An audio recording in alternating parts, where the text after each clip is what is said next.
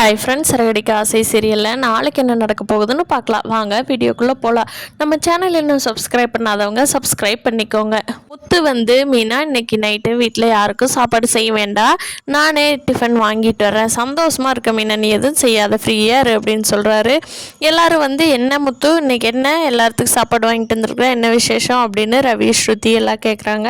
அதுக்கு முத்து சொல்கிறாரு, மீனாவுக்கு ஒரு பெரிய ஆர்டர் கிடச்சிருக்குடா, அதனால தான் மீனாவுக்கு இன்னைக்கு ரெஸ்ட், சாப்பாடு செய்ய வேண்டாம், நான் வாங்கிட்டு வந்துடுறேன்னு சொன்னேன் அப்படிங்கிறாங்க. என்ன ஆச்சு, என்ன ஆர்டர் அப்படின்னு கேட்குறாங்க எல்லாருமே.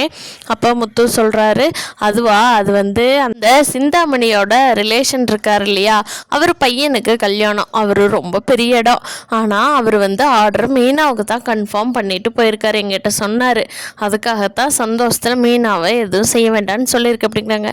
ரோஹிணி, அது எப்படி சிந்தாமணியோட ரிலேஷன் மீனாவுக்கு கொடுக்குறாங்க அப்படிங்கிறாங்க.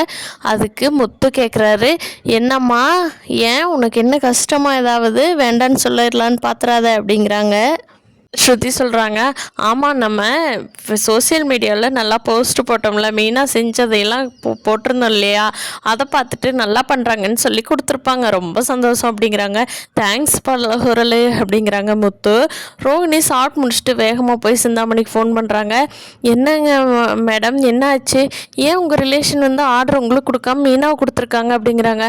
ஆமாம்மா, அவள் ஏதோ நிறைய ஃபோட்டோ போட்டிருந்தாலாம், இந்த ஃப்ரூட் பொக்கே அது இதுன்னு ஏதோ சோஷியல் மீடியாவில் பயங்கரமாக அவள் செஞ்ச ஃபோட்டோவை போட்டிருந்தாங்களா, அது ஏஐ கூட இல்லையா, நல்லா சர்ச் பண்ணி பார்த்தாங்களாம், வெளியே விசாரிச்சாங்களா, நல்லா பண்ணுறான்னு சொன்னாங்களாமாப்பா, அதனால் சங்கட்டமே படாமல் கொடுத்துட்டாங்க பாரு, என்ன பண்ணுறது, அவள் இப்படியே என் தொழிலை பாதிக்கிறா, அவளை நான் விடக்கூடாது அப்படின்னு சொல்லி அவனையும் சிந்தாமணியும் பேசி முடிக்கிறாங்க. இங்கே ரவி ஸ்ருதிக்குள்ளே நல்ல பாண்டிங் தான் போயிட்டு இருந்தது, ஆனால் ஸ்ருதியோட அம்மா அப்பா தான் இவங்களோட பாண்டிங்கை கெடுத்து விட்டுருவாங்க போல். நீட்டாக போயிட்டு இருந்த ஸ்ருதி கிட்ட அது இதுன்னு போய் சொல்லி மாப்பிள்ளை போகிறாரு வர்றாருன்னு சொல்லி வச்சுருக்காங்க. அது இல்லாமல் அவங்க அம்மாட்டையும் சொல்லி கடுப்பேற்றி வச்சுருக்காங்க. இவங்க அம்மா அப்பா இல்லாமல் இருந்தால் ரவி ஸ்ருதியும் நல்லா இருப்பாங்க. இருந்தாலும் ஒன்றும் பிரச்சனை இல்லை, ரவி ஸ்ருதி சீக்கிரமாகவே அவங்க மனசு சங்கடம் சரியாயிக்குவாங்க. பார்க்கலாம் ஃப்ரெண்ட்ஸ், சிறகடிக்க ஆசை சீரியலில் அடுத்தடுத்து என்ன சுவாரஸ்யமாக நடக்க போகுதுங்கிறத. இந்த வீடியோ பிடிச்சிருந்தா லைக் பண்ணிக்கோங்க. நீங்கள் என்ன நினைக்கிறீங்கன்னு கீழே கமெண்ட் பண்ணுங்கள். தேங்க்யூ.